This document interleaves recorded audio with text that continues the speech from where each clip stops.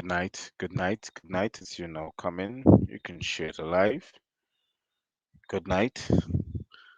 As you know, join this live stream. Share the live. Share the live. Share the live. And to those who are now joining, to those who are notified, black love to you. Black love to you all. Good night.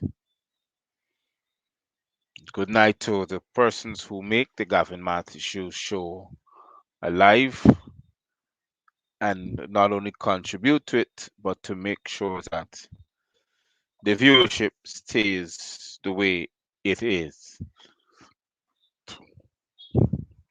So, good night to you all. So, before I start, I'll take another minute before I start. So, as you come in, share the live. Good night to you. Black love to you at this very pleasant Monday night. Good night.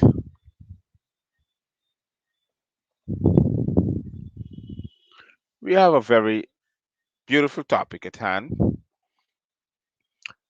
and the topic is, up for discussion. We either ignore the truth, we either refuse to accept the truth, or we either publish the truth. And that's a topic that I wanna, stretch on tonight. I wanna stress a lot on it because it's a lot of things that are going through Guyanese, going through the mind of Guyanese, and certain questions are not being asked. And I understand why. Some people are either afraid to ask the questions, and some people are not afraid either to ask the questions.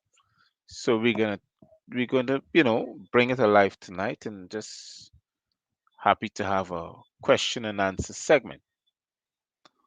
But before I do that, I must say good night to those who are joining the Gavin Matthews show from Guyana, to the Caribbean Isles, the West Indian Isles, the Pacific Isles, the British Virgin Isles, the US Virgin Islands, the Mexico, US, Canada, UK, EU,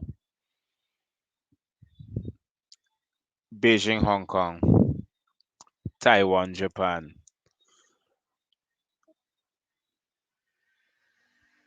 Pakistan, and Uzbekistan, and India. All these people who are joining the Gavin Matthews show from that part of the world, especially the Australian continent. A pleasant good evening to you. Uh, to those who are joining from the New Zealand Isles, the Tonga Isles, especially those who have been affected by the volcano in the Tonga Isles area actually about a month ago. A pleasant good night to you, or good day, or good evening, or good afternoon. To those who joining from the South American continent, as far away as Argentina and Chile and Uruguay and Venezuela and Colombia, Brazil and Suriname, French and Dutch Guiana, as far away as the Netherlands and the Curacao and Trinidad and Tobago. To those who joining us from the Republic of Barbados, a very pleasant good evening to you all. Now, tonight I choose to have questions and answers because I might be different from a lot of people. Today I had a conversation where a young Guyanese like myself, young fella, just hold a minute, let the music pass. There's a lot of, you know, it's amazing how we can utilize our ears bell to all that loud music, and to hear the truth, it's something else, huh? So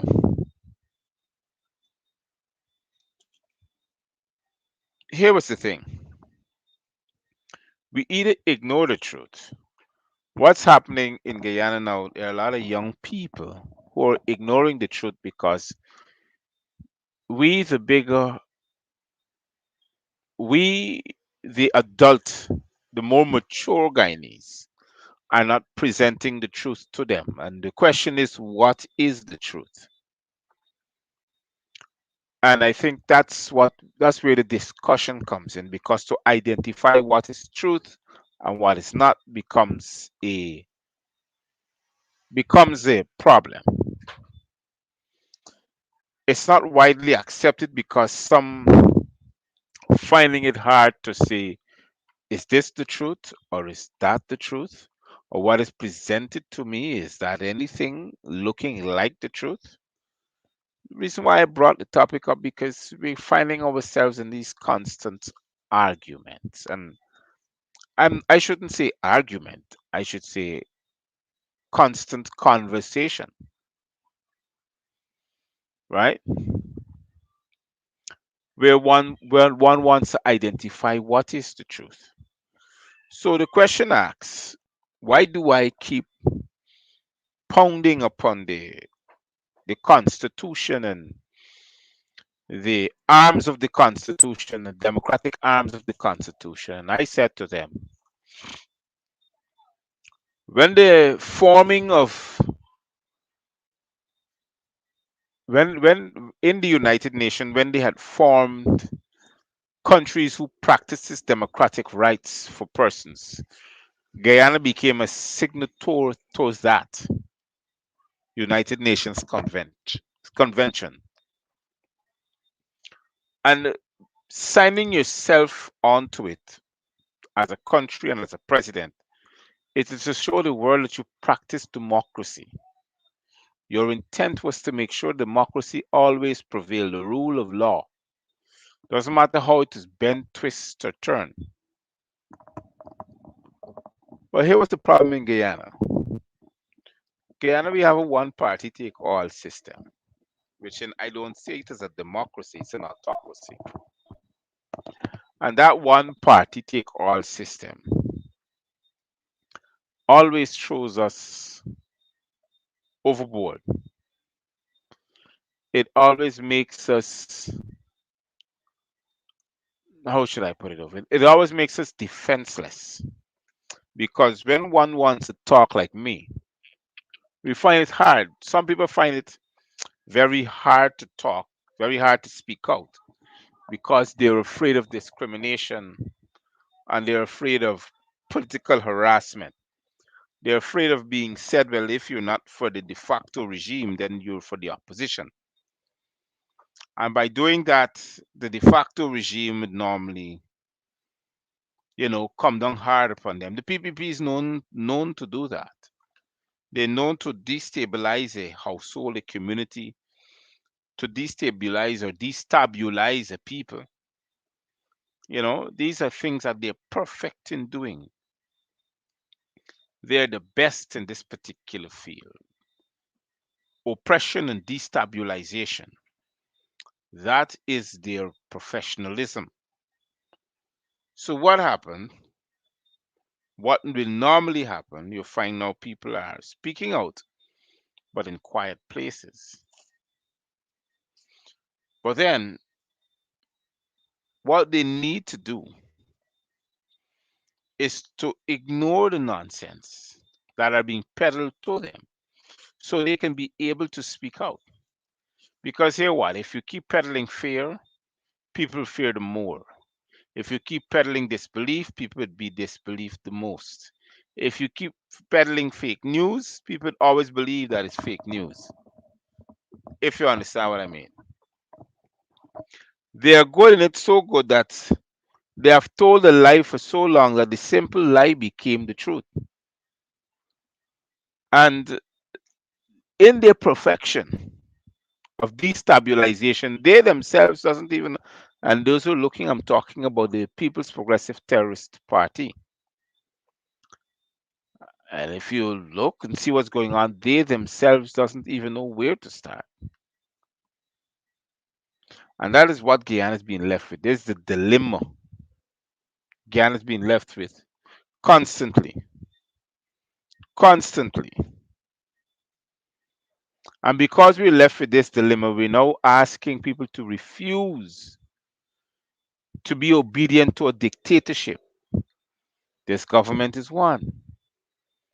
We need to help each other to identify where they are and how they can refuse to accept dictatorship. If you sit down and you do nothing about it, then they will act. If let's say you're sitting down and you want to protest, believe me, they will act. They will act. They don't like protest. They don't like economic discomfort. They don't like people march against them to tell them how dirty they are in way in which they're using the Guyanans, the citizens of the country. They're using their funds, their taxpayers' dollars that they feel like to spend it how they want. Nobody to tell them anything. That's what's going on. But here what? You can choose a topic to talk about that. And the topic is the Natural Resources Fund. In 2019, the president of the Cooperative Republic of Guyana, along with Winston Jordan, who was then the finance minister, approached the Sovereign Wealth Fund Committee to talk about finding a place to have Guyana's Natural Resources Fund kept. And like any other institution or financial institution or body, they searched and they found, well, they didn't have to look far anyhow, the Bank of New York.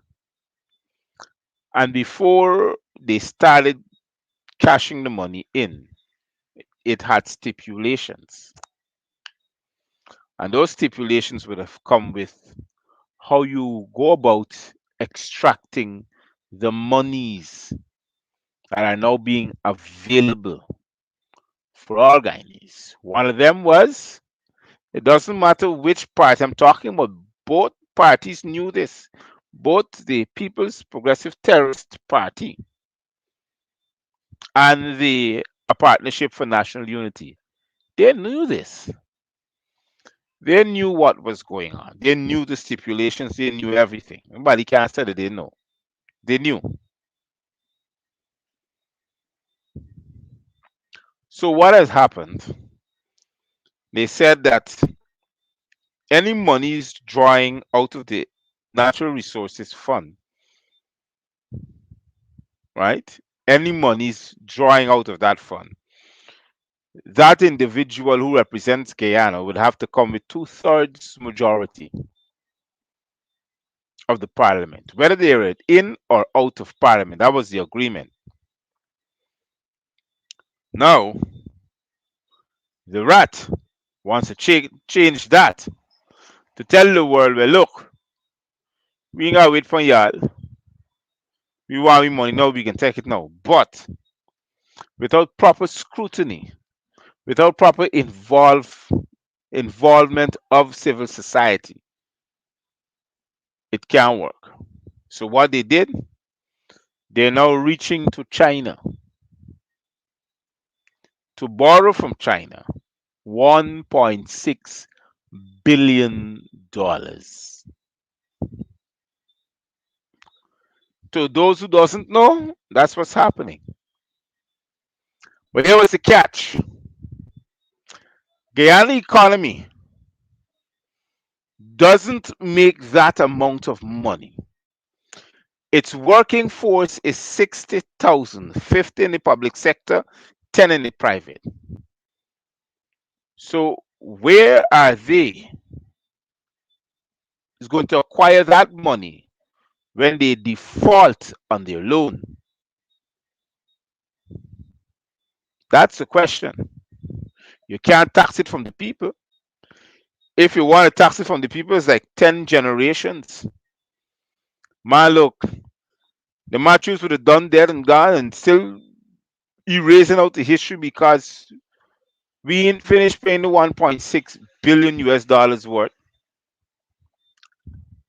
as in loan and taxes. We ain't done there yet. But our leaders are not explaining to our people. That is what is happening.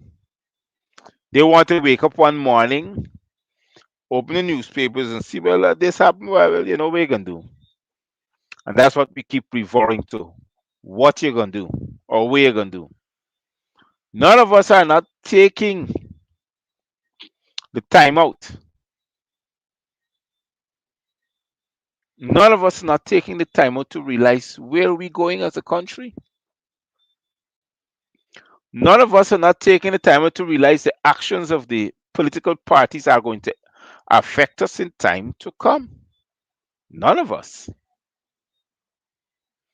Now, the de facto regime can't even instruct Exxon because without a contract of instructions, Exxon is failing to listen to anybody. That's what's happening. Without a contract, they have to renegotiate the contract. But because they don't want to renegotiate the contract, it's leaving Guyana in shambles. Believe you me, it's leaving Guyana in shambles. Because all one is thinking about is money. Money, money, money, money, money, money. That's all they're thinking about. Nobody's taking the time out to realize how dangerous these effects are to us. You know, I was driving down the East Bank and I saw it's either a subsidiary of Exxon or Exxon itself or Guyana offshore. They're occupying that entire East Bank corridor up to the Harbor Bridge from Houston. And I'm seeing that there is a fence built around a house because maybe that person has refused to sell, you know. And then when the person may come out and look, they realize that they're being pushed off of their own lands. That is what I want to talk to you about now. Because there is such a greed for Guyana's natural resources, there's a greed for occupation of land. People are now finding themselves wherever and put down wherever because they got a rule that says anything after 5 years you can claim it. Stand as you own. Believe you me, them by come in your yard and claim your house. You won't be too surprised you wake up tomorrow and meet a man taking off your wall and then your zinc top and your roof, sorry. And you turn around and tell you that you own it. Push you out the house. You run away because you're scared. You ain't got money, you ain't got power, you ain't got a representation. You're gone. Sometimes you're gone right back to where you come from. Because why? You don't know your own rights. So the person who push you out really want you to do the most gifted thing is to run away. So they can take possession of your property. So when you come back now, maybe with your lawyer, you hear that he owned the property for more than 5 years because you don't pay rates and taxes and he was sleeping and living right there. So that gives him the right now to own where you were. And why that gives him the right? Because you ain't paying rates and taxes. You ain't even got a clue what's going on. So them boys investigating you, coming in your yard, examining your yard, walk with an engineer, do the measurement, and suddenly you got to move out. That's what's happening in Guyana. Better believe it, that's what's happening in Guyana. And what are they doing? They're hyping up the area so they can sell it back. In the meantime, you move out, they're now applying for it. And they got evidence that you once was living there on their property and you're gone because they stop you. When you so voluntarily give up what you own, well, then you have nothing. Not only Exxon gone with it, but all them greedy people gone with it too. They ain't getting you back nothing. Ain't nobody gonna feel sorry for you in this time. The East Bank corridor is so rich. Now people are seeing the benefits. I was near Sue's Dyke today and I saw areas that are a lot of bush, a lot of trees going back to the Demerara River are now being cut down. Mangroves that stop the water from coming in are now being heaped up and thrown away because Exxon is here with its wild imaginations. You know, the other one is published that I want to talk about. It doesn't take long to have a man with a cell phone and a Facebook account or a YouTube account to publish what he wants to say. But here was the problem. When you say things that can't help someone, that is becoming an issue. Because I take my time. I look at most of the shows, except, for the one with the scattered hair, the sense of foul. I don't really look at him. It's a lot of rubbish. But I'm saying, I take my time to understand, to, to stand over the statements of these investigators or these investigative journalists.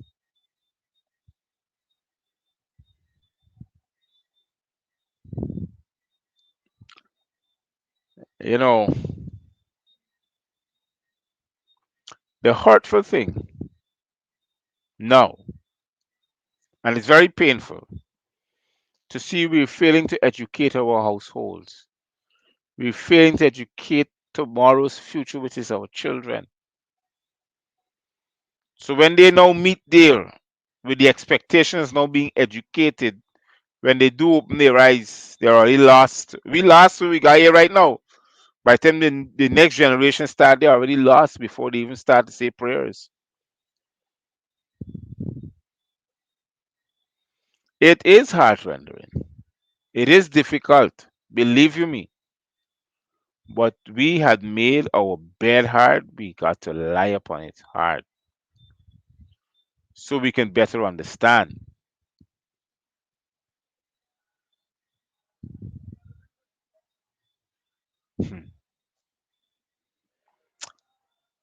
Yes, as I was saying today, I had a conversation and it dawned on me to see how far we ourselves were thinking.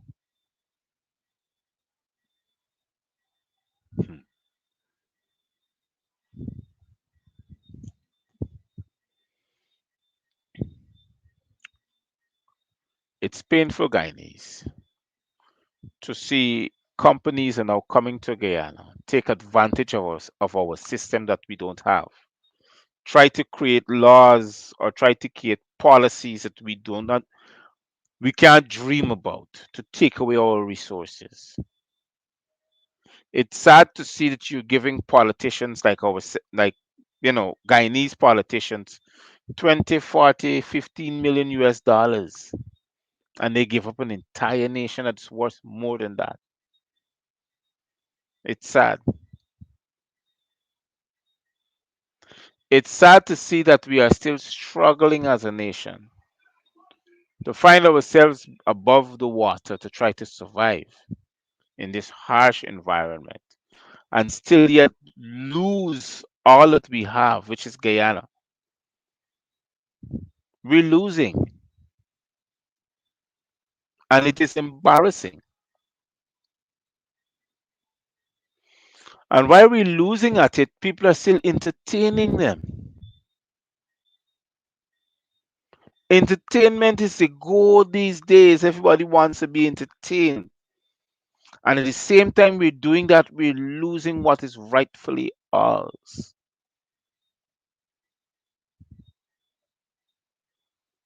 Somebody wants to know what is it about the black love, and I spoke to them about it. It even helped me to understand that they wanted more. So I offered them the price for the two shirts so they can buy it and wear it in remembrance of their own thoughts. And I let them know Black history is being taught all throughout the year. But when Black History Month turns up, you got to be blacker than black so you can explain your culture. Don't be afraid, don't be ashamed. This is something we need to understand so we can be better off a people than still living in the wilderness. It is hard to see someone who claims to want to provide our own clothing, someone who claims to provide our own food. Seriously, just now we won't even have food security. Those things will cease to exist because of why?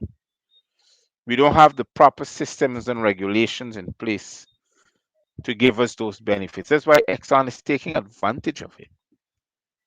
We don't have the proper systems in place.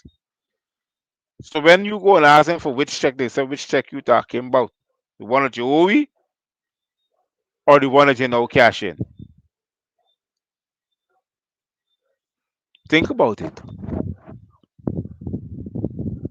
Every single day, Guyana is being developed into an area in which you see more professionalism and more workmanship. But here, what's the problem? Guyanese are not benefiting because Guyanese are not educated in the fields of oil and gas. They're not properly trained. They don't have the proper knowledge. So we'll be left in the wilderness. And then we got the same, you got to think about it. You look at it, think about it. I want to bring up this example critical race theory. Critical race theory is a history of the US. That's been telling you all along that these that they've been teaching in the public schools or the public school curriculums are lies.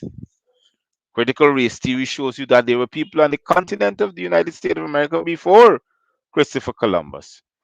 Critical race theory taught you that the was a place in the US. There was a place that before it became the United States of America, it was a country that they called Morocco.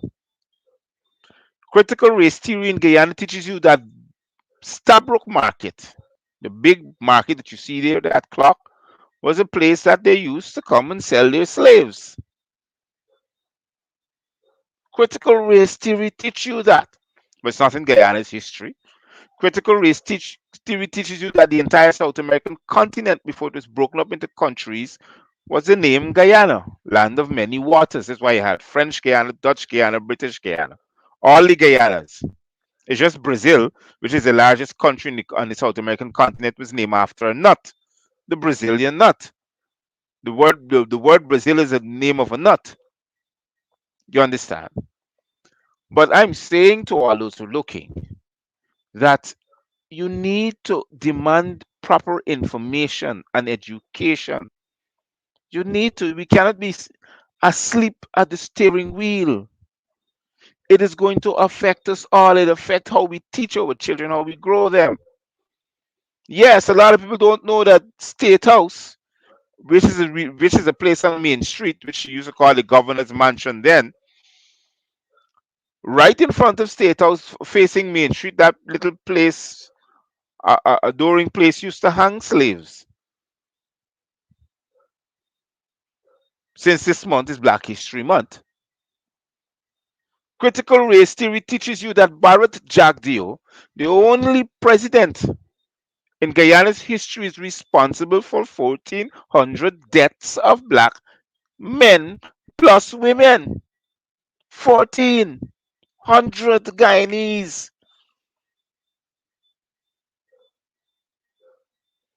And he's not being held responsible for a single one when he was executive because the Constitution says that you cannot try a president of the Cooperative Republic of Guyana for crimes he committed in or out of office. That's what the Constitution says. That's what the Constitution says. We're not questioning these things. We're not asking anybody, we're not asking them, how can it benefit us? Because at the end of the day, it's black people like myself who are punishing and struggling and living in oppression. We don't know it.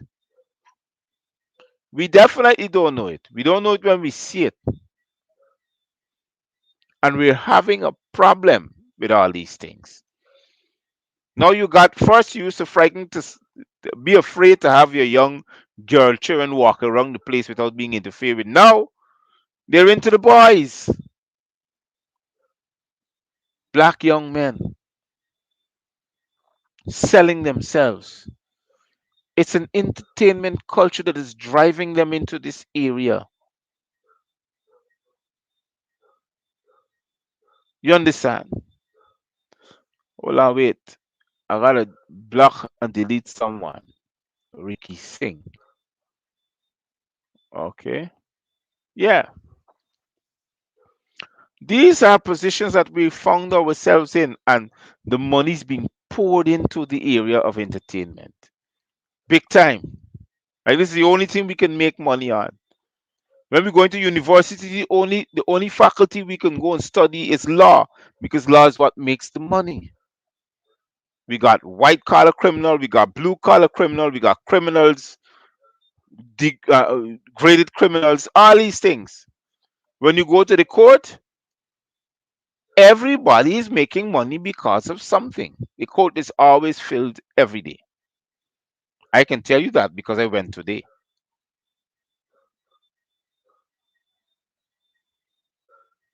But our definite problem right now in this country is understanding where we are and how do we go what how do we go move on from here. How do we attract ourselves to the things that are positive and good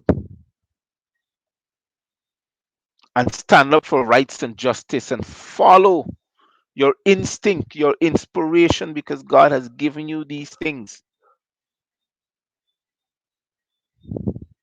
We can be strong as a people.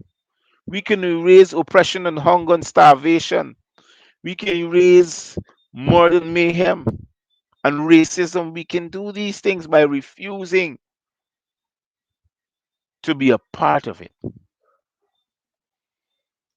And that refusing is a lot of things we got to do. We got to stop by at certain places that encourages the de facto regime. Yes. We got to learn to start publishing ourselves and depend upon the newspapers to publish for us. We got the internet. We got all them social media. We got to cover them. Some of us gonna say we frightened because the government is nowhere near there. But the end of the day, so what? They got to understand that you are now rebelling. It's a revolution. At least I'm rebelling. I'm in revolt of their negative, disdainful, dirty, demonic ways. And I don't want to accept them because they tell themselves that they're the government. They're not. They're de facto. They were installed. They were never duly elected. You have to keep reminding them. It eats away to the racial scar upon their brains. That's where I want my voice to be kept. So every morning, the fraudulent government wake up somebody running them crazy because Gavin Matthews' voice is in their heads.